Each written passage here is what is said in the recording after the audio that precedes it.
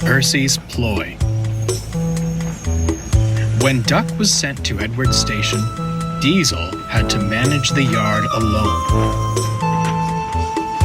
He was delighted his plan had worked, but his inexperience led to disorganized sidings and delayed trains.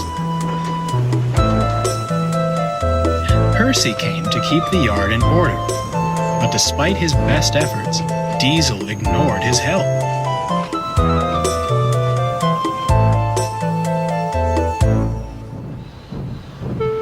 "He's awful," Percy complained. "He spends more time lurking amongst the trucks than shunting. I don't know what you three see in him. Duck is much better." "Ha!" snorted James. "We've no patience for gossipy shunters. And that goes for you too, little Percy." Percy said no more, but decided it best to keep a watchful eye. The first train of the day is Henry's stopping service, followed shortly by Gordon's Express. One morning, Diesel put the coaches for these trains at the wrong platforms. When Henry arrived, he backed down onto the Express. By the time the station master worked out what happened and the signalman cleared a path to the correct coaches, Henry was delayed and none too pleased. 10 minutes behind schedule, he fumed. All due to your inadequacy. Revolutionary indeed. If my trains are late again, I'll give you revolutionary. Diesel had no reply. He sulked angrily, thinking how to pay Henry out. By the next morning, Diesel had a scheme. He purposefully put the coaches at the wrong platforms again. Percy, shunting nearby, was about to speak up when Henry arrived. "What's this?" demanded Henry. "Don't tell me you've made the same mistake again." "Why, certainly not. Your words taught me a valuable lesson," Diesel replied greasily. "This is a change requested by the Fat Controller himself. The way I heard it, you pull the Express much better.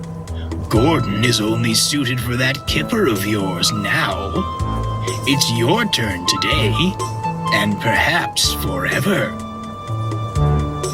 Diesel scuttled away, leaving Henry full of pride. When Gordon arrived, he was surprised to be coupled to the local. Percy tried to tell them what he'd seen, but Gordon and Henry argued so bitterly that no one paid attention. In the end, Gordon left with a very late local and a nasty disposition. "That Henry," he complained to Percy, "saying he pulls the Express better than me. On what railway is that true? My passengers have never once complained. And to suggest I'll be pulling the flying kipper, oh, it's disgraceful. Where did he get such an idea?" "From Diesel," retorted Percy. "I tried to tell you earlier." "You silly big engines," scolded Percy. "Diesel made you act horrid to Duck, and now you're being horrid to each other. Sit around and moan if you'd like, but I've had enough." Percy stormed away, leaving Gordon with much to think about. Soon, Percy had devised a scheme of his own and was chatting with the trucks. "You know," he began, "I've heard something rather interesting." Tell us, begged the trucks. "Diesel thinks you're easy to push around. He says he's got you following his every command." The trucks were furious. "Someone should show him a thing or two," smiled Percy, and he scampered off. The trucks began plotting at once. Someone was going to be them. The next day, Diesel shunted the coaches for the first 2 trains and was readying James's slow goods. The trucks began giving him trouble. "Come on, you wretched things," he growled. "Move!" "As you wish," they laughed. As they crossed the junction points, it happened. The truck surged back and pushed Diesel off the rails.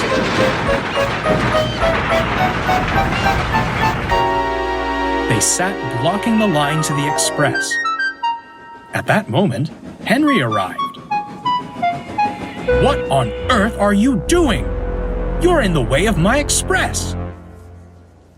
Sir Topham Hatt came to see what the matter was. "Please be off with your local train, Henry. I'll attend to this mess." Henry was confused. "I thought you wanted me on the express, sir." "And where did you hear such a thing?"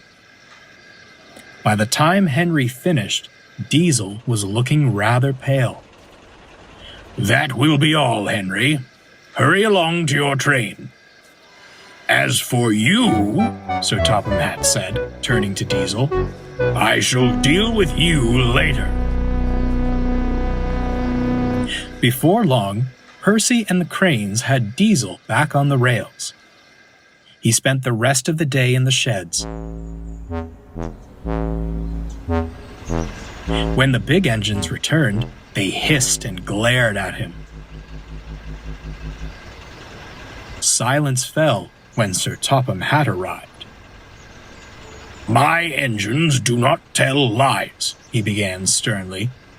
"I will not stand for deceitful behavior like this. Furthermore, you have shown you are incapable of handling the work in the yard. I am most disappointed. You will leave this railway at once."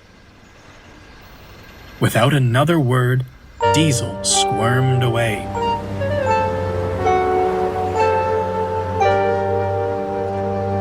"As for you 3, Sir Topham Hatt continued, "I hope you've learned a valuable lesson about trust and loyalty.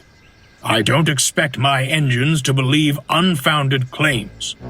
At least one engine saw sense. Although I don't approve of your methods, Percy." He trailed off. Percy blushed. Sir, how did you— "However," winked Sir Topham Hatt, "so long as it remains an isolated incident, we shall say nothing more. Now, can I count on you to handle the shunting until Duck returns?" "Certainly, sir," peeped Percy, and he hurried off to tidy the yard.